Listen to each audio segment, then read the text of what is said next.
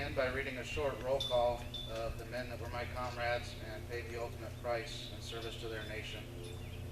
My words today are dedicated in their memory. Captain Todd Christmas, Command Sergeant Major James Blankenbeckler, Sergeant Jeremy King, Sergeant Edmund Randall, Specialist Gennaro Acosta, Specialist Larry Hawley Jr., Specialist Rashid Sahib, and PFC Cody Orr. May you rest well, gentlemen. I grew up a military child and remember watching my dad proudly get up every morning, put his uniform on, and go off to serve his country. Sure, I had my favorite baseball player or football player, but growing up, my heroes were my dad, Audie Murphy, General Patton, the heroes of our generations.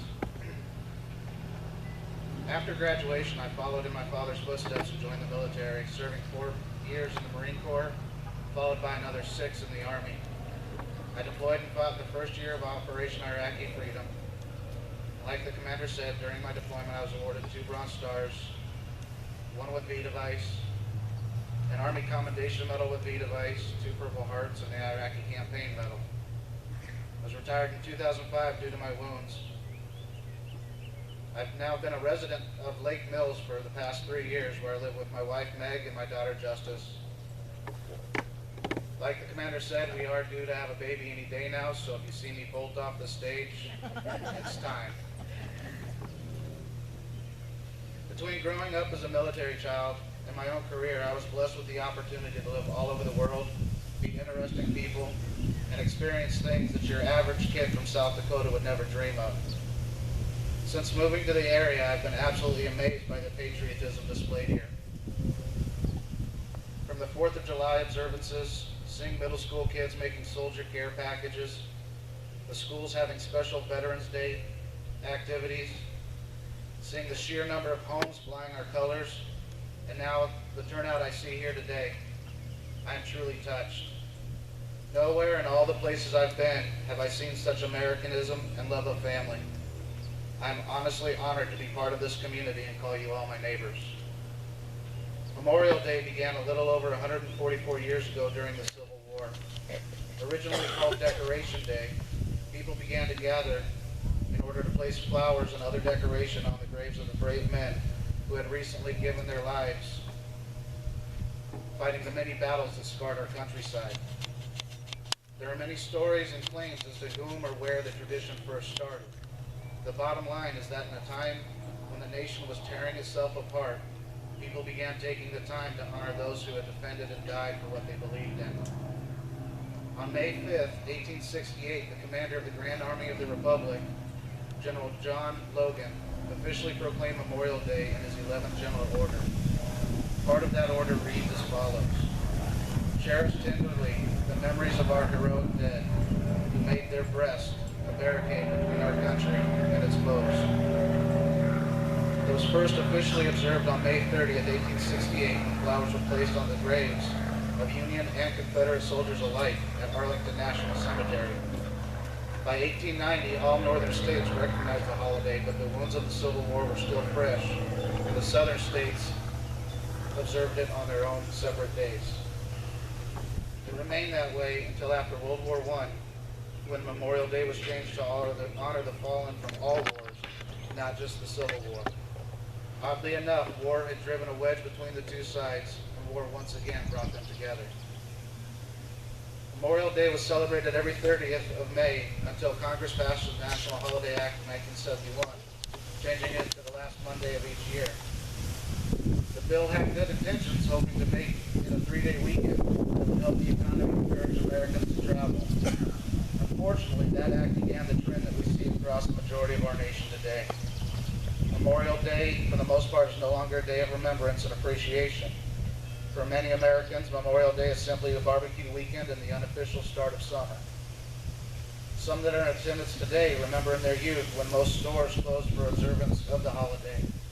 Now we're bombarded for a month leading up to today with store ads and commercials proclaiming Memorial Day mega sales. Parades have gotten fewer and fewer over the years, with many communities across the country going decades since their last one. The graves of many of those who gave us our greatest gift now go unseen and neglected.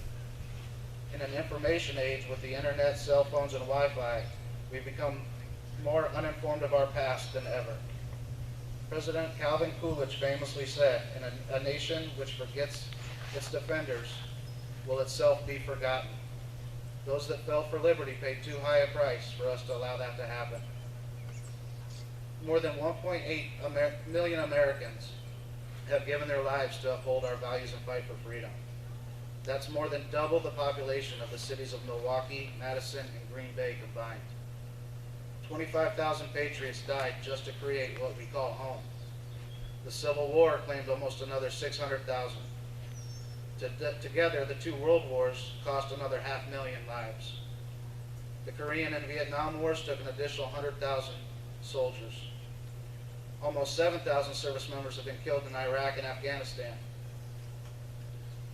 Although much smaller in number, the 241 service members lost in the 1983 Beirut bombing, or the 8 lost during Operation Restore Hope in Somalia, required no less sacrifice.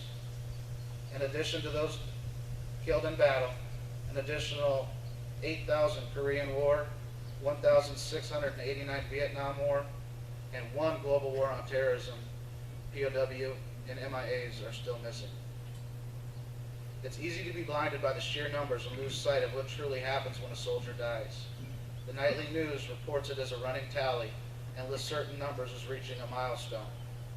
But every soldier lost is more than just a number.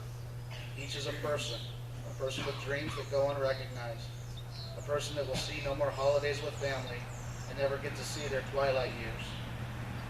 Each one is a child, a grandchild, sibling, a spouse, parent, relative, best friend, and comrade to those they served with. For those that knew the fallen, every day is Memorial Day, and their lives will be forever changed from that loss. As a leader and friend who witnessed life's spark leave comrades in Iraq, I can testify to that emptiness. I see their faces each day that I wake and every night when I go to sleep. I see them in the strangers that I pass on the streets and in the face of my daughter. While it would be easy to get lost in the grief of their passing, I had to force myself through it. It took time, but I realized that's not the life they would have wanted for me. Instead, I've dedicated my life to living in their memory and celebrating their lives. I've pledged to raise my children in a way that would make them proud. I vowed to share their stories so that they'll never be forgotten. I'd like to share one such story with you now. Specialist Yanero Acosta was my soldier, my driver, my brother, and my friend. Somewhere along the line, those of us that loved him gave him the nickname Mondo. But if you asked any one of us today, none of us would have a clue where the name came from. He was a big, gentle giant standing easily a foot over me, but he believed in our mission. At night, before we would go to bed in Iraq, we'd all be bunked down in the same area, and he would replay the scene from the Waltons of saying good night to each one of us. In Iraq, he actually had 2 opportunities that very well could have distinctly changed the outcome of the war for him. The first of which came in late summer, early fall of 2003. After months of danger and being in contact with the enemy, Mondo's service obligation had come to an end. He had done his time and could have proudly returned home a hero. Just a few months earlier, we had decorated him for bravery in the face of danger, for his courageous actions when we were ambushed with rocket-propelled grenades. His level-headed cool in a moment of peril is very well part of why I am here today. After some long, serious discussions with myself, platoon mates, and his wife back home, he made the decision that military life was the life for him, so he re-enlisted in country. This meant instead of being sent home almost immediately, he would continue with our operations with no break and stay in harm's way. The second opportunity came the night of November 11, 2003. My platoon was preparing for a routine armored patrol. We weren't expecting anything unusual that night and figured it would be like most of the hundreds of missions we've had run before it. Mondo had caught a nasty chest cold and was feeling absolutely miserable. He came to me about an hour before we were scheduled to leave and was running a slight temperature. Concerned for his well-being, I told him that he didn't need to go out with us for this mission and that he should get some extra rest. I told him that I could take a replacement driver in his place and we'd be fine. Between sniffles, he smiled and said, "No, Sergeant Griff, where you and my crew go, I go. Besides, no one takes her out but me," referring to our Bradley fighting vehicle that we'd grown to love. As expected, the patrol was rather routine. After several hours of creeping through the desert darkness, we were heading back to our base in a column. We were just 15 minutes away from the relative safety of our base and looking forward to grabbing a bite to eat. Mondo had just finished joking about what they were probably serving for chow when there was a bright flash and a deafening explosion. Insurgents had detonated a large improvised explosive device under our vehicle as we passed over it. The blast blew through our armor, wounded my gunner and I, and killed Mondo instantly, trapping him in the vehicle. We tried desperately multiple times to reach him, but we were forced back by fire and smoke. After our third attempt, the ammunition on board began to explode, and we were forced to leave him behind. After my gunner and I were medevac to our base, our brothers from the rest of the unit painfully had to watch the vehicle burn for another 8 hours before they could remove his remains. He left behind his newlywed wife, a young son, and an adoring family.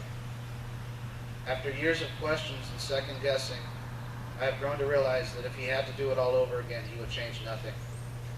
He was where he wanted to be, doing a job he believed in, with men that he loved. Mondo's dedication and loyalty would have made any commander from any generation proud to lead him. My daughter Justice was born 3 months before he died and never met him.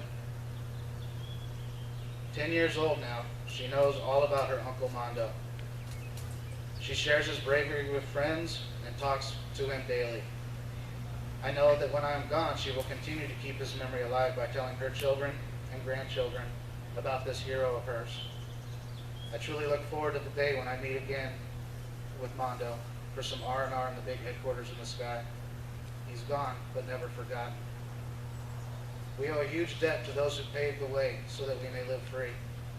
We can begin to repay that debt by never forgetting what they did and remembering what it was they stood for. Let us lead our lives in a manner that gives thanks for the gift they have given us. Every soldier to fight a war hopes that in doing so, future generations may not have to. Let us make it our goal to one day see their dream come to fruition. In closing, I'd like to leave you with some well-known words from Charles M. Province. It is the soldier, not the reporter, who has given us freedom of press. It is the soldier, not the poet, who has given us freedom of speech. It is the soldier, not the campus organizer, who has given us freedom to demonstrate. It is the soldier, not the lawyer, who has given us the right to a fair trial. And it is the soldier who salutes the flag, who serves the flag, and whose coffin is draped by the flag, who allows the protester to burn the flag. Thank you to American Legion Post 304 for giving me the honor to speak here today. On behalf of myself and fellow service members, thank you to all in attendance. God bless our troops, and God bless the United States.